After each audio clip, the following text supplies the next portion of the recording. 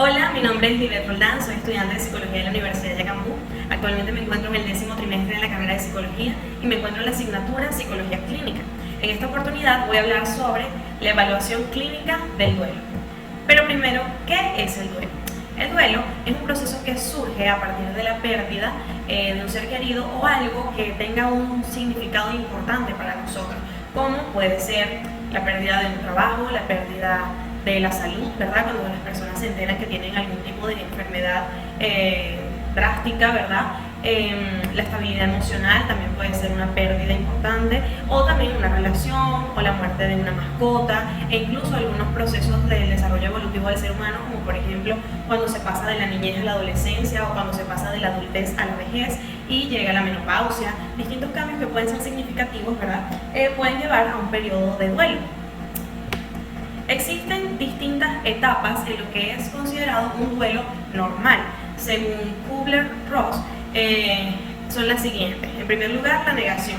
No se acepta lo que está pasando, se siente como algo irreal, como que no lo considera esa pérdida como que en realidad sucedió. Luego surge la ira. Cuando llega la ira, se busca como a quién culpar, e incluso también se puede preguntarse por qué me pasó a mí, o incluso se puede llegar a tener sentimientos de culpa hacia sí mismo. Luego de esta etapa viene la negociación, en donde hay como una esperanza a experiencias distintas, ¿verdad? O a que puede presentarse la pérdida, ¿verdad? Y se puede volver a la vida como era. Pero luego de esto, como ese rayo de luz, llega la depresión, que es cuando se vuelve más consciente de que la pérdida es real y la persona está triste porque está ya asimilando que en realidad la pérdida es completa, o no hay cambio, de que en realidad la pérdida es genuina, real, y se empieza a llegar al proceso de aceptación, donde la persona reflexiona sobre la pérdida, se busca un sentido, ¿verdad? Y se comprende lo que es la realidad. Hay distintos dominios de afectación, según Torres 2020, que involucran cuando la persona pasa por un duelo. Entre estos está la dimensión física, la dimensión emocional, la dimensión cognitiva, la dimensión social y la dimensión espiritual. Estos son distintos síntomas o manifestaciones en signos y síntomas que, por ejemplo, nosotros como psicólogos podríamos llegar a apreciar. Entre los síntomas, por ejemplo, en la dimensión física estarían el ahogo, la sensación de vacío en el pecho, en la dimensión emocional, la tristeza, la desesperanza, incluso también la culpa. En la dimensión cognitiva no se comprende, la persona puede llegar a bloquearse, y distintas otras reacciones que pueden ocurrir en la parte cognitiva debido a que se reestructura. Cuando hay un duelo, la persona debe asimilar que ya se perdió lo que significaba, lo que había de valor para la vida de la persona. También está la dimensión conductual, donde hay personas que se aíslan ante un proceso de duelo, otros que más bien esto les genera hiperactividad, ¿verdad? También está la dimensión social, hay personas que no quieren compartir con más nadie, incluso hay personas que se cierran ante los procesos de duelo debido a que no quieren como un compromiso que pueda llevar a volver a tener este sentimiento de tristeza por la pérdida de alguien o de algo que considero valioso. Y también la dimensión espiritual, donde hay personas que cuestionan si, por ejemplo, tenían una creencia religiosa, en este momento, en este punto dice, pero ¿por qué lo permitió? ¿Por qué permitió que esto pasara? Y entonces ahí es cuando hay ese cambio, donde hay personas que o buscan de Dios, por así decirlo, en el caso de que lleguen a ser cristianos, católicos, ¿verdad? O se apartan de él. Entre los síntomas característicos de un duelo normal están los siguientes. En cuanto a lo que es los pensamientos, ¿verdad? La parte cognitiva, como lo dije anteriormente, hay un desinterés general, puede haber incredulidad, confusión, por lo que dije anteriormente también. Entre los síntomas físicos, la opresión en el pecho, que también mencioné, falta de aire, debilidad muscular, insomnio, distintos otros factores, ¿verdad? Entre la parte emocional tenemos algunos síntomas característicos como lo son la tristeza, el enfado, la culpa, la fatiga, la ansiedad, el bloqueo. Y entre los síntomas conductuales tenemos, por ejemplo, el llorar, dormir en exceso, no dormir, atesorar objetos del fallecido y distintos otros síntomas. ¿Qué ocurre? Cuando estos síntomas se sobrepasan, por así decirlo, el tiempo estipulado, ahí es cuando nosotros nos podría llamar la atención un signo de alerta, debido a que, según distintos autores, un duelo normal, considerado normal, debería durar, pasar por las 5 fases que mencioné anteriormente, debería durar aproximadamente un año, máximo 2. Ya cuando este espacio de tiempo se sobrepasa y estos síntomas siguen manteniéndose en el tiempo, ya se puede considerar un duelo patológico o un duelo complicado, que justamente es el que mencionaré en este estudio de caso. El estudio de caso es una mujer de 58 años de edad, casada hace 30 años, que tiene una hija del matrimonio. Ellos emigraron del país. La mujer es ama de casa, tiene limitaciones en cuanto a su salud, ya que presenta cardiopatía severa, ha sido intervenida quirúrgicamente, además también tiene hernia discal y es hipertensa. Es la menor de 3 hermanos. Su hermana, al igual que ella, también emigró del país. Su hermano mayor, de los 3, siguió viviendo en su pueblo hasta que falleció hace 3 años.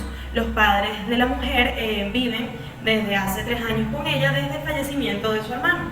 Y además refiere en su historia vital, en cuanto a la anamnesis, se pudo corroborar que su abuela paterna sufrió depresión mayor luego de la muerte de su esposo, el abuelo de dicha paciente.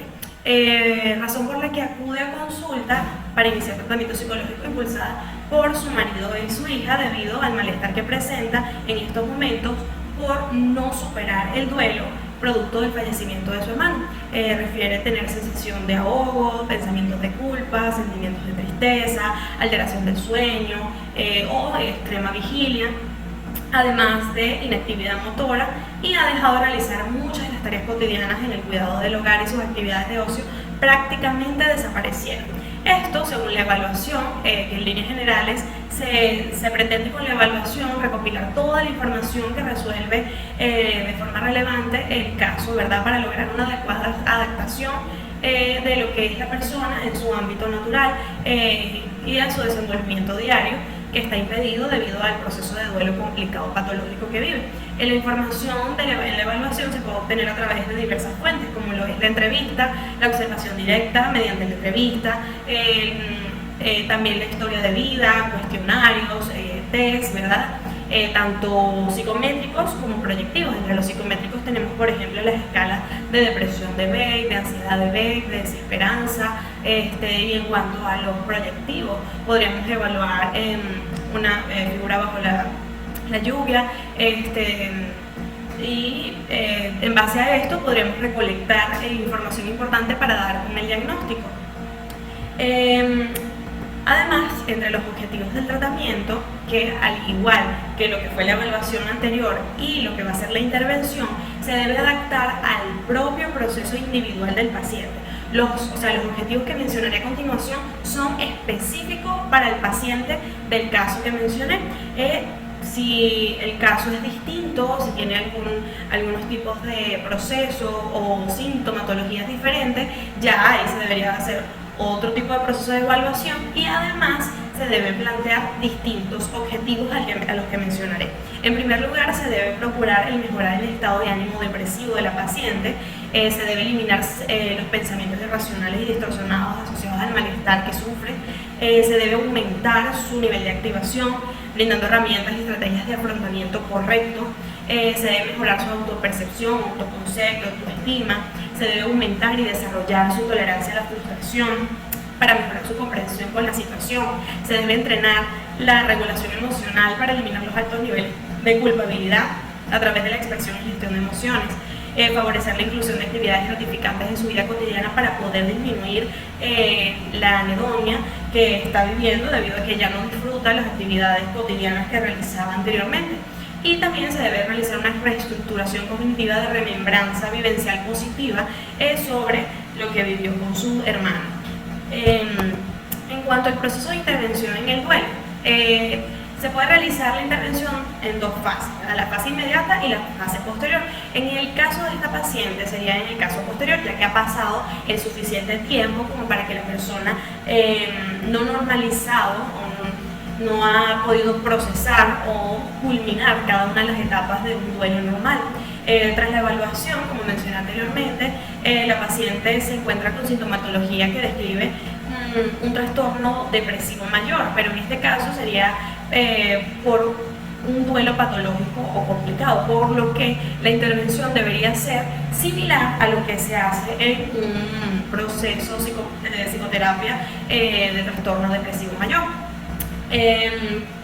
Entre algunas técnicas que servirían y que serían de gran ayuda para la intervención en este caso serían, por ejemplo, la reestructuración cognitiva, la activación conductual, la desensibilización sistémica, las técnicas de terapia racional emotiva, el método socrático, la visualización positiva y el entrenamiento de higiene del sueño. Bueno, estas son las referencias bibliográficas y bueno, esto ha sido todo. Muchas gracias.